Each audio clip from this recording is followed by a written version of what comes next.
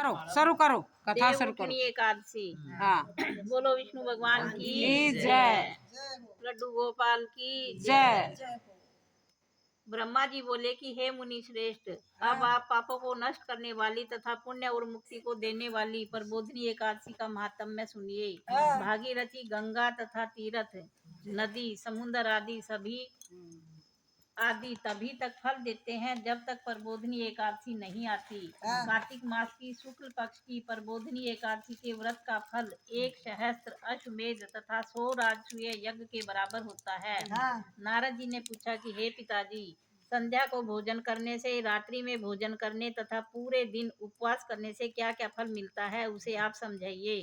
ब्रह्मा जी बोले कि हे नारद, संध्या को भोजन करने से 1 जन्म का, रात्रि में भोजन करने से 2 जन्म के तथा पूरे दिन उपवास करने से 7 जन्म के समस्त पाप नष्ट हो जाते हैं। प्रबोधिनी एकादशी के व्रत के प्रभाव से सुमेरु पर्वत के समान कठिन पाप क्षण मात्र में ही नष्ट हो जाते हैं। अनेकों पूर्व जन्म के किए हुए बुरे कर्मों को यह प्रबोधिनी एकादशी का व्रत क्षण भर में नष्ट कर देता है। जो मनुष्य अपने स्वभाव अनुसार इस प्रबोधिनी एकादशी का विधि पूर्वक व्रत करते हैं, उन्हें पूर्ण फल प्राप्त होता है। हे मुनीश्वर, जो मनुष्य श्रद्धा पूर्वक थोड़ा भी पुण्य करते हैं, उनका वह पुण्य पर्वत के समान अटल हो जाता है। जो मनुष्य हृदय के अंदर ही ऐसा ध्यान करते हैं कि प्रबोधिनी एकादशी का व्रत करूंगा, उनके 100 जन्म के समस्त पाप नष्ट हो जाते हैं। जो मनुष्य प्रबोधिनी एकादशी के दिन रात्रि को जागरण करते हैं, उनकी बीती हुई तथा आने वाली 10,000 पीढ़ियां विष्णु लोक में जाकर वास करती हैं और नरक में अनेक दुखों को भोगते हुए पितृ विष्णु लोक में जाकर सुख भोगते हैं। पितर ब्रह्म हत्या आदि के महान पाप भी प्रबोधिनी एकादशी का व्रत करने से धुल जाते हैं। एकादशी के दिन रात्रि को जागरण करने का फल अश्वमेध आदि यज्ञों के फल से अधिक होता है। समस्त तीर्थों में जाने तथा गो, स्वर्ण, भूमि आदि के दान का फल कार्तिक मास की शुक्ल पक्ष की प्रबोधिनी एकादशी के रात्रि के जागरण के फल के बराबर होता है। इस संसार में जितने भी तीर्थ हैं तथा जितने भी तीर्थों की आशा की जा सकती है, वे सब प्रबोधिनी एकादशी का व्रत करने वाले के घर में रहते हैं। जो मनुष्य इस एकादशी के व्रत को करता है, वह योगी, तपस्वी तथा इंद्रियों को जीतने वाला होता है, क्योंकि यह एकादशी भगवान विष्णु को अत्यंत प्रिय है। इसके व्रत के प्रभाव से कायिक, वाचिक और मानसिक पाप नष्ट हो जाते हैं। इस एकादशी के दिन जो भगवान की प्राप्ति के लिए दान, तप, होम, यज्ञ आदि करते हैं, उन्हें अक्षय पुण्य मिलता है। प्रबोधिनी एकादशी के दिन भगवान की पूजा करने से बाल, यौवन और वृद्धावस्था के समस्त पाप नष्ट हो जाते हैं। इस एकादशी की रात्रि को जागरण करने का फल चंद्र सूर्य ग्रहण के समय स्नान करने के फल से सहस्त्र गुना अधिक होता है। मनुष्य जन्म से लेकर जो पुण्य प्रबोधिनी एकादशी के व्रत के पुण्य के सामने व्यर्थ हैं। इसलिए हे नारद, तुमको भी विधि पूर्वक विष्णु भगवान की पूजा करनी चाहिए। जो मनुष्य कार्तिक मास में धर्मपरायण होकर अन्य व्यक्तियों का अन्न नहीं खाते, उन्हें चांद्रायण व्रत का फल मिलता है। कार्तिक मास में भगवान दान आदि से उतने प्रसन्न नहीं होते जितने की शास्त्रों की कथा सुनने से प्रसन्न होते हैं। कार्तिक मास में जो मनुष्य भगवान की कथा को थोड़ा बहुत पढ़ते या सुनते हैं, उन्हें 100 गो के दान का फल मिलता है। जो मनुष्य अपने कल्याण के लिए विष्णु भगवान की कथा सुनते हैं, उन्हें 100 गो दान का फल मिलता है।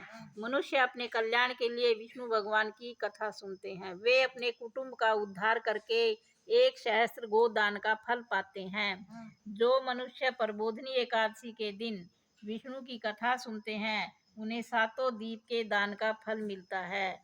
जो विष्णु की भक्ति पूर्वक कथा सुनते हैं और कथा बांटने वाले ब्राह्मण की यथाचित पूजा करते हैं तथा उसे संतुष्ट करते हैं, वे उत्तम लोक को जाते हैं। इस पर नारद जी बोले, हे ब्रह्मा जी, अब आप एकादशी के व्रत का विधान कहिए और कैसा व्रत करने से कौन सा पुण्य मिलता है, वह भी समझाइए। ब्रह्मा जी बोले कि हे नारद जी, इस एकादशी के दिन मनुष्य को ब्रह्म मुहूर्त में उठना चाहिए। नदी, तालाब, कुआं आदि पर स्नान करके व्रत का नियम ग्रहण करना चाहिए। उस समय भगवान से विनय करनी चाहिए कि हे भगवान, आज मैं निराहार रहूंगा और दूसरे दिन भोजन करूंगा, इसलिए आप मेरी रक्षा करें। इस प्रकार विनय करके भगवान की पूजा पूजा करनी चाहिए। हाँ। उस रात्रि को भगवान के समीप गीत नृत्य बाजे तथा कथा आदि से व्यतीत करनी चाहिए। प्रबोधिनी एकादशी के दिन कृपणता को त्याग कर बहुत से पुष्प फल अगरबत्ती धूप आदि से भगवान की आराधना करनी चाहिए। शंख के जल से भगवान को अर्घ देना चाहिए। इसका समस्त तीर्थ दान आदि से करोड़ गुना फल अधिक होता है। जो मनुष्य पुष्प से भगवान की पूजा करते हैं और उनके सामने इंद्र भी हाथ जोड़ता है। कार्तिक मास में जो बिल्व पत्र से भगवान की पूजा करते हैं उन्हें अंत में मुक्ति मिलती है। कार्तिक मास में जो मनुष्य तुलसी जी से भगवान की पूजा करता है उसके 10,000 जन्म के समस्त पाप नष्ट हो जाते हैं। जो मनुष्य इस मास में श्री तुलसी जी के दर्शन करते हैं, छूते हैं या ध्यान करते हैं, रोपण करते हैं, सेवा करते हैं, वे 1000 कोटि युग तक भगवान के घर में रहते हैं। समस्त मनोकामनाओं को पूरा करने वाले भगवान कदम्ब पुष्प को देखकर अत्यंत प्रसन्न होते हैं। यदि उनकी कदम्ब के पुष्प से पूजा की जाए तो यमराज के दुखों को नहीं पाते। जो गुलाब के पुष्प से भगवान की पूजा करते हैं उन्हें मुक्ति मिलती है। जो मनुष्य बकुल और अशोक के फूलों से भगवान की पूजा करते हैं वे अत्यंत काल तक शोक से रहित रहते हैं। जो मनुष्य विष्णु भगवान की सफेद और लाल कनेर के फूलों से पूजा करते हैं उन पर भगवान अत्यंत प्रसन्न रहते हैं।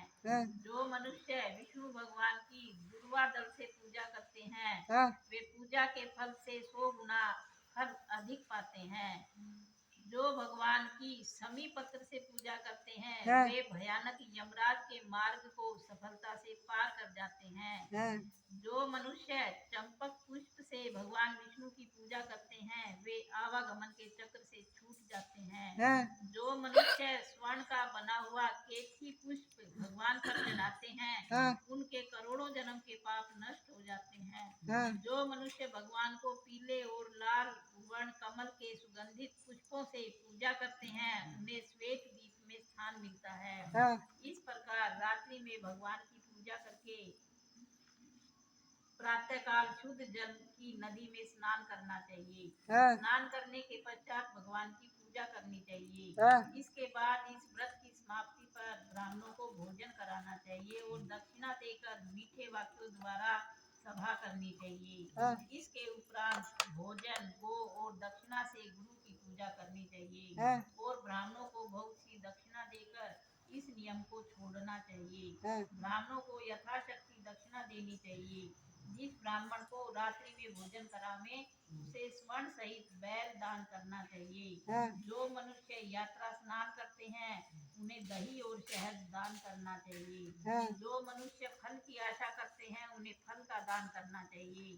तेल की जगह घी और घी की जगह दूध और अन्नों में चावल दान करना चाहिए। जो मनुष्य इस व्रत में भूमि चयन करते हैं उन्हें सब वस्तुओं सहित सैया दान करनी चाहिए। जो मौन धारण करते हैं उन्हें स्वर्ण सहित तिल दान करना चाहिए। जो मनुष्य बालों को धारण करते हैं उन्हें दर्पण दान करना चाहिए। जो मनुष्य कार्तिक मास में उपना यानी जूती धारण नहीं करते उन्हें जूते दान करना चाहिए। जो इस मास में नमक त्यागते हैं उन्हें शक्कर दान करनी चाहिए। जो मनुष्य नित्य प्रति देव मंदिरों में दीप जलाते हैं उन्हें सोने या तांबे के दीपक को घी तथा बत्ती सहित दान करना चाहिए। जो मनुष्य चातुर्मास्य व्रत में किसी वस्तु को त्याग देते हैं उन्हें उस दिन से पुनः ग्रहण करना चाहिए। जो मनुष्य प्रबोधिनी एकादशी के दिन विधि पूर्वक व्रत करते हैं उन्हें अत्यंत सुख मिलता है और अंत में वे स्वर्ग को जाते हैं। जो मनुष्य चातुर्मास्य व्रत को बिना किसी विघ्न के पूरा कर देते हैं उन्हें फिर दोबारा जन्म नहीं मिलता। जिन मनुष्यों का व्रत खंडित हो जाता है वह नरक हो जाते हैं। जो मनुष्य इस एकादशी के माध्यम को सुनता व पढ़ता है उसे अनेक गोदान का फल मिलता है। बोलो विष्णु भगवान की जय। बोलो वासुदेव भगवान की जय। बोलो शंकर भगवान की जय।